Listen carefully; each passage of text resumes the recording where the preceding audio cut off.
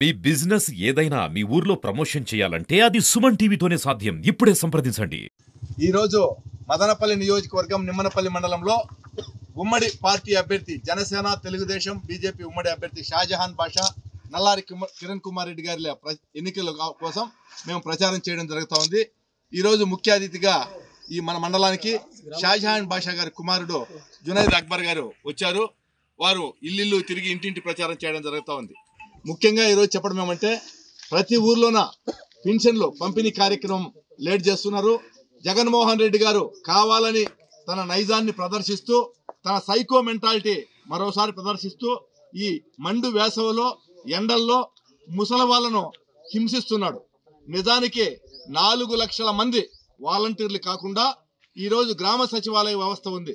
అంతకుముందు తెలుగుదేశం పార్టీ అధికారంలో ఉండగా కేవలం సెక్రటరీల ద్వారా మాత్రము ఇంటింటికి పింఛన్లు పంపిణీ చేసేవాళ్ళం.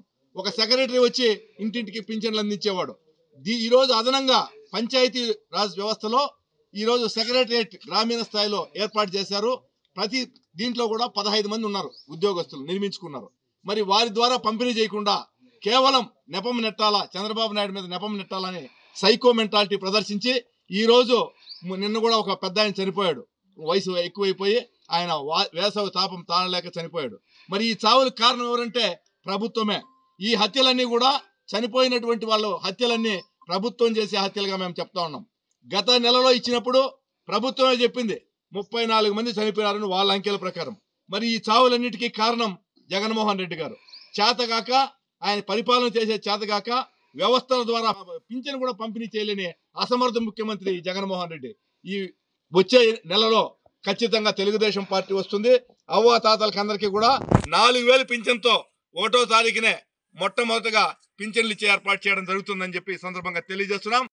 మొత్తం 10 పంచాయతీల్లోనూ జనసేన తెలుగుదేశం ప్రచారం ఊపందుకోవడం జరిగింది. అదేవిధంగా పలు యువకులందరూ వచ్చి ఈరోజు జునైద్ అక్బరీ గారి ఆధ్వర్యంలో తెలుగుదేశం కండువా కప్పుకొని ఇక మీదట షాజహాన్ బాషా గారికి మద్దతు తెలియజేసి జనసేన తెలుగుదేశం బీజేపీ ఉమ్మడి ప్రభుత్వాన్ని స్థాపించుకోవడానికి కృషి చేస్తామని తెలియజేయడం జరిగింది. అదేవిధంగా నిమ్మన్పల్లిలో మెజారిటీ ఓట్ బ్యాంకుని సాధిస్తామని కూడా తెలియజేయడం జరిగింది. ఈ విధంగా చేయడం అనేది చాలా సంతోషకరమైన విషయం. గ్రామంలో మన జునైద్ అక్బరీ షాజహాన్ కుమారుడు ద్వారాగా యువ నాయకుల ద్వారాతో మేమందరూ కూడా ప్రచార కార్యక్రమంలో పాల్గొనడం జరిగింది. మనము అందరూ కూడా కలిసి అరాచక పాలనను అంతం చేసేదానికి మనకేమంటే ధర్మ యుద్ధం అని ఉంది.